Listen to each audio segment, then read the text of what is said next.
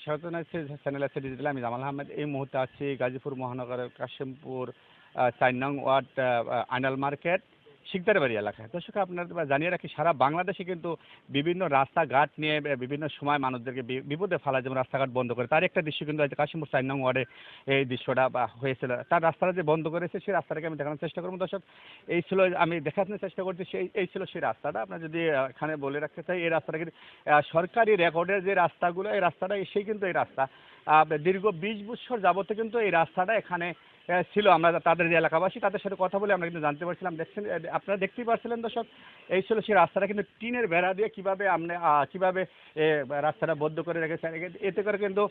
এতে কিন্তু চলাচলের যেরকম ব্যাঘাত ঘটে, মানুষের যেরকম একজন লাশ মারা গেলে, একজন লোক যদি মারা যায়, তারপরে কিন্তু লাশ বার করার মতন, লাশ বের করার মতন কিন্তু সুযোগ নাই। তাই আমরা দেখতে পাচ্ছেন দর্শক, এখানে যে সাধারণ জনগণ আছে, এলাকাবাসী আছে, তাদের সাথে আমরা কথা বলবো। আপনারা দেখতেই পাচ্ছেন যে সাধারণ জনগণ এবং এলাকাবাসী কিন্তু সবাই কিন্তু এখন দাঁড়িয়ে আছে এই রাস্তাটা বা খুলে দেওয়ার জন্য। তাদের একটাই দাবি মাত্র, এই রাস্তাটা খুলে দেওয়ার জন্য। সিটি কর্পোরেশন থেকে রাস্তাটা কিন্তু বা কাউন্সিলর কিন্তু রাস্তাটা ইট দেওয়া রাস্তার কার্যকর কিন্তু কমপ্লিট করেছিল। তার পরবর্তীতে কিন্তু পরেও কিন্তু রাস্তাটা কিভাবে একদল সন্ত্রাসী বাহিনী এবং তারা এসে কিভাবে রাস্তাটা বন্ধ করে দিয়ে মানুষের চলাচলে ব্যাঘাত ঘটে। আমি এলাকাবাসীর সাথে কথা বলে জানবো। এখানে দেখতে পাচ্ছেন যে এলাকাবাসী দাঁড়িয়ে আছে, তাদের সাথে আমরা কথা বলবো। কে বা কারা রাস্তাটা বন্ধ করছে তাদের সাথে আমরা কথা বলেছি। বিসমিল্লাহির রহমানির রহিম। আমাদের এই রাস্তাটা দীর্ঘ ২৫ বছর যাবত আমরা এখানে প্রায় ৪০০ মানুষ বসবাস করি। এই রাস্তা দিয়ে আমরা সর্বসময় চলাফেরা করি। এক সপ্তাহ যাবত আব্দুল রাজ্জাক রাজু মিয়া কিছু সন্ত্রাসী প্রকৃতির কিছু লোকজন নিয়ে এসে চেয়ারে বৈশা থেকে এখানে আমাদের এই রাস্তাটি জবরদখল করে কোম্পানিকে বন্ধ করে দিয়েছে। আমরা বারবার কাশিমপুরের সমস্ত বিত্তবান মানুষের পিছনে ঘুরে আমরা বিচার দায়ের করেছি যে আমাদের রাস্তাটা খুলে দেওয়া হোক। জননেতা শওকত হোসেন সরকারের কাছে যাওয়ার পর উনি স্পষ্টভাবে বলে দিয়েছেন এই রাস্তাটা খুলে দেওয়ার জন্য, কিন্তু রাজ্জাক মিয়া তার ব্যক্তি ক্ষমতা খাটিয়ে এই রাস্তা বন্ধ করে দিয়েছেন। রাস্তা আমাকে হুমকি প্রদান করেছেন, এই রাস্তায় হাত দিতে নিষেধ করেছেন, এই বেড়ার মাঝে আমি যেন বেড়া না খুলি। স্পষ্টভাবে বলেছেন, নইলে আমাকে চাঁদাবাজি অন্যথায় লুটপাটের মামলা দেওয়া হবে, আমাদেরকে এরকম হুমকি দেওয়া হয়েছে। আমরা খুব কষ্টে আছি, অবিলম্বে আমাদের এই রাস্তা খুলে দেওয়া হোক। আমরা এই দাবি জানাচ্ছি সরকারের কাছে। আমাদের এই দাবি, এটা রেকর্ডভুক্ত রাস্তা, রেকর্ড হয়েছে, রেকর্ডভুক্ত রাস্তা। এই রাস্তাটা বন্ধ করার কারণে কতজন ফ্যামিলির দুর্ভোগে পড়ছে, এই বিষয়ে আপনি যদি বলতেন।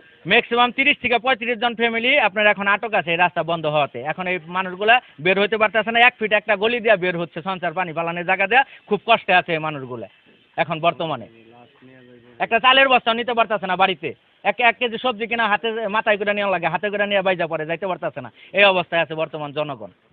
দর্শক আপনারা শুনতেই পারছিলেন যে রাস্তা বন্ধ করার কারণে কি ঘটনা ঘটছে, তা নামটা কিন্তু এখানে প্রকাশ করে। দর্শক আমরা আরেকজনের সাথে কথা বলবো, এই রাস্তা বন্ধের কারণে তাদের কি অসুবিধা হয়েছে এই বিষয়ে যদি ইনি বলতো।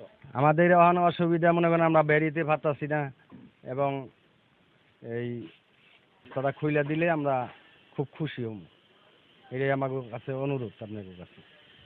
দর্শক আপনারা শুনতেই পারছিলেন, এখানে যদি একজন রোগী দ্রুত অসুস্থ, কিন্তু অ্যাম্বুলেন্স ঢোকার মতো সুযোগ নেই এবং লাশ বের করার জন্য সুযোগ নেই, এরকম কিন্তু আমরা শুনতে পারছিলাম। আমি তার কাছে কথা শুনবো যে ভাইয়া বলেন তো। আমার বাড়ি, আমি 99 সালে রেজিস্ট্রি করছি। আমার জায়গা আমি 6 ফিট রাখছি, সে 2 ইঞ্চি জায়গাও রাখে না। তো এখানে যদি একটা মানুষ মারা যায়, সে একটা মুর্দারকে নেওয়াটা বহুত একটা মুশকিল, যা একটা সমস্যা। বর্তমানে অবস্থার ভিতরে অনেক মানুষ হতাশার ভিতরে থাকে।